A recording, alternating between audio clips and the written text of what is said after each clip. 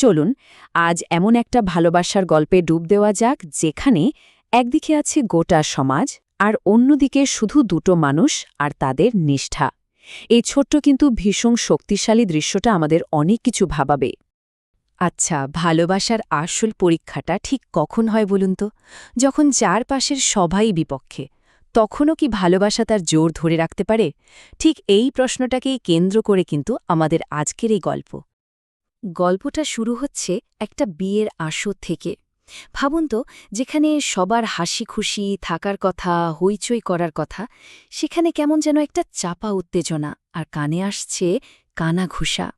আর অদ্ভুত ব্যাপার কি জানেন, নতুন বরবউকে আশীর্বাদ করার বদলে আত্মীয়স্বজনরা ব্যস্ত কনের খুঁত ধরতে। তাদের ফিসফিসানি, তাদের কথাবার্তা পুরো আনন্দের মুহূর্তটাকেই যেন বিষিয়ে তুলছে। আর এই সমালোচনা কিন্তু দু একজন করছে না, মনে হচ্ছে যেন সবাই মিলে জোট বেঁধেছে মেয়েটার বিরুদ্ধে। চলুন একটু কান পেতে শোনা যাক ঠিক কি বলছে তারা। শুরুতেই একজন বলে উঠল, বেচারা বরটা ফেঁসে গেল।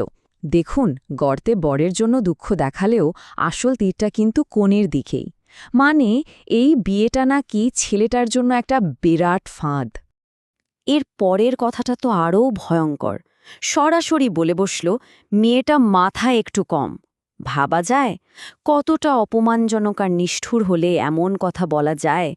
আর সবশেষে তো একেবারে সীমা ছাড়িয়ে গেল, এমন ভালো ছেলের সাথে নিজেদের পাগল মেয়ের বিয়ে দিয়ে দিল।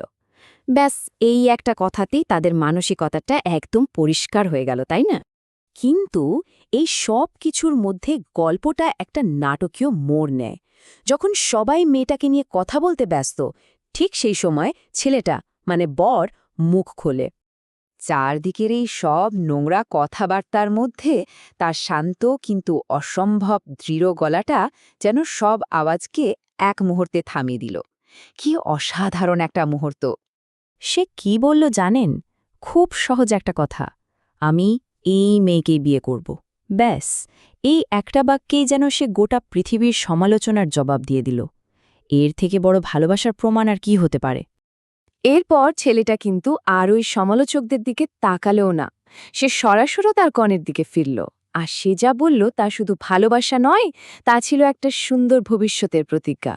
সে মেয়েটিকে বলল, তুমি হলে সাহস। তারপর বলল, আমি তোমার মনের কথা, মানে তুমি একা ন, আমি আছি তোমার সাথে। আর শেষে যে কথাটা বলল, সেটা একটা ভরসা, একটা আশ্রয়, আমরা দুজনেই সুখী হব। ভাবুন একবার, সমাজ যে মেয়েটাকে পাগল বলছিল, তার ভালোবাসার মানুষটা তাকে সাহস বলে ডাকছে। তো চলুন এবার এই দুটো দিককে পাশাপাশি রেখে দেখি। একদিকে সমাজের নিষ্ঠুর বিচার আর অন্যদিকে ভালোবাসার একটা অটুট প্রতিজ্ঞা। ব্যাপারটা কি দাঁড়ালো দেখুন। সমাজ মেয়েটিকে কি বলছে? পাগল মেয়ে, মাথায় কম, বরের জন্য ফাঁদ। আর তার ভালোবাসার মানুষটা কি বলছে? তুমি হলে সাহস, আমি তোমার মনের কথা, আমরা সুখী হব। এই যে আকাশ পাতাল তফাত, এটাই কিন্তু এই গল্পের আসল জোর। তার মানে ভালোবাসা আসলে শুধু একটা অনুভূতি না, তাই না? ভালোবাসা হলো একটা আশ্রয়।